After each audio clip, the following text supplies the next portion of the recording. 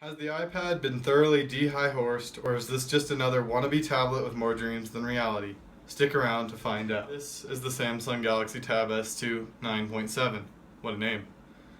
I want to state that I'm not an Apple fanboy. I've only used a Mac for 5 minutes in my entire life at the time of this video. I've just grown up with an iPad since it came out, so that is where all my opinions come from. I have no stance on iOS versus Android, I just have a connection to the iPad. This is also not supposed to be a software battle, just guidelines and opinions on the tablet and experience with the tablet. Let me start off by saying that this is the thinnest tablet I have ever used. It is a mostly plastic device with aluminum trim along the edges that gives it a semi-premium feel that would be better if it was all aluminum or if the back was removable, then it could be justified. On the right side there is a power button and volume rocker that is up to par, and a micro SD card slot for extra storage with a tool to remove the cover as well. The left side has nothing. The top has nothing. The bottom has the 3.5mm headphone jack, USB port, and two speaker grills. The back has a metal Samsung logo and awkwardly placed 8MP camera bump on the top of a black or white sheet of plastic that is a fingerprint magnet and quite slippery. On the front, there are light-up capacitive buttons and a home button / fingerprint reader that is way better than the reader on the Note 4 I owned. There's also a 2.1MP selfie camera for video calls. Then there's that screen. A 9.7-inch 1440p Super AMOLED display that makes my iPad piss itself. This tablet is rocking a Samsung octa-core processor, quad 1.9 GHz and quad 1.3 GHz with a healthy 3 gigs of RAM and 32 or 64 gigs of expandable storage depending on the option. The battery is a 5870 mAh non-removable battery that sounds good on paper but falls short in practice. In comparison, my iPad Air, a device from 2013, lost 1 to 2% of battery after an hour of YouTube, whereas the Galaxy Tab lost 6 to 8% of battery. Now that's not scientific at all, but it's what I found after use. The performance is good, but not as good as I expected, as my iPad Air with a 1.3 GHz dual-core CPU and a single gig of RAM usually had better performance, but in multitasking it performed well. In gaming, games either did well or didn't do at all. Samsung's line of processors are new and optimization is not quite there yet. And speaking of gaming, there are some titles like Guitar Hero and Radiation Island that don't exist on Android. But games like Leo's Fortune and Rayman Fiesta run excellently and looked exceptional on the 1440p beast that is that screen. The speakers are bad. There is no reason for this. Everything sounds okay to flat out horrible. All voices are distorted and everything sounds tinny. They are loud, so if you want to share in the pain, you can go ahead. If you have a speaker, I recommend using it. Samsung's implementation of fast charging is to include a 9-volt charger instead of the normal 5-volt.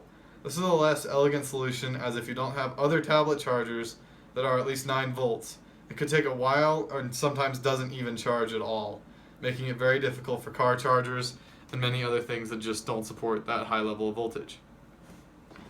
The Tab S2 is running Android 5.1 Lollipop with TouchWiz, which has gotten better over the years but isn't as good as other launchers. I wish that Samsung was more robust about OS updates. Android is, well, it's better on the tablet than it used to be. There is no way to make a phone app blow up to close to the resolution, something that the iPad had in the first generation to fill the app gap. The whole Microsoft Office suite is pre-installed, which is great on Android and is free unlike the desktop version. All Google tools are here too, and it comes with the first 3 Hunger Games for free, which is awesome. TouchWiz is getting better as it doesn't wreck performance like it used to. The far left houses Flipboard briefing, which I used a lot more than I expected, but the full Flipboard was not installed, leaving me with some questions.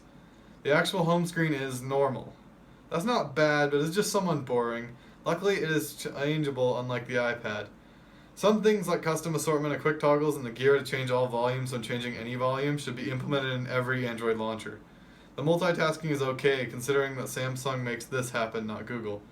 Some apps like YouTube work here, unlike iOS, but not many others. Using it in landscape mode is odd, as the aspect ratio is perfect in portrait, but no apps scale well when in landscape while in multi-window. Samsung's App Store is confusing to me why they add it, but it does the job updating the Office clients and nothing more. Since the battery life is poor, Samsung added this feature called App Optimization that limits the background refresh of apps that haven't been used in 3 days. This sounds good, right? Well, the tablet has to update once in a while, acting like a notification, and this is sometimes annoying if you have to do something quietly. This feature doesn't help with standby time being about a 10% loss, which for a tablet is not too great, as my iPad can go a day on standby, sometimes not even losing 1% of battery. This is a tablet. So you probably are not going to be taking photos on it, but it's better than what the competition has. All the modes are here and it does the job, but not too much more. I will recommend that you use your phone for this because it's odd to take photos on a tablet. Position makes sense for photo taking view, but when holding it in landscape, my fingers wanted to rest on the hump. So I had to spread my fingers like this to make it fit. You don't want to cover up that camera, don't get the fingerprint on it. This is no surprise, the tablet managed all of my Android games with relative ease, and multi-window was snappy, and all system-wide things worked well as expected. The GPU could have been better. This is with every Android device besides the Nvidia ones. If you're going to include a 1440p screen, you gotta have something to back it up. The Wi-Fi wasn't as good as expected, but it wasn't far off, and this is just my use. It will your mileage will it'll vary. TouchWiz didn't make too much noticeable lag, however stock Android would be faster, but at this point I'm just nitpicking about this device. Should you get this tablet? Well, this is a good tablet with some issues, but no product is perfect. With a bad to okay battery and good performance, who is this for? If you're a power user, then you will run out of juice within a day. Therefore, not for you. If you're an Apple fan and want to see if the grass is greener, get a cheaper tablet like a Nexus 9 that runs for about $300 instead of this one that runs for $500 and is made out of aluminum. If you're a Google fan, get a Pixel C or a Nexus 9, as TouchWiz falls behind the stock Android to me, and $500 you can get a Pixel C, which is much more powerful. Well then, who is this for? It's the Samsung fan. If you like movies and don't want to carry around the ridiculous Galaxy View, although it is pretty cool, if you don't need to last more than 2 days, then this tablet is for you. If you have no ties to an OS, then I recommend the iPad Air 2, as is my preferred tablet over this. But it's nice to see Samsung and any Android competition make a product, or anyone, I like good constructed products. It is good to see someone make a product that's well constructed and powerful, albeit a bit expensive for what you get in the price range. This is Guy1376, signing off.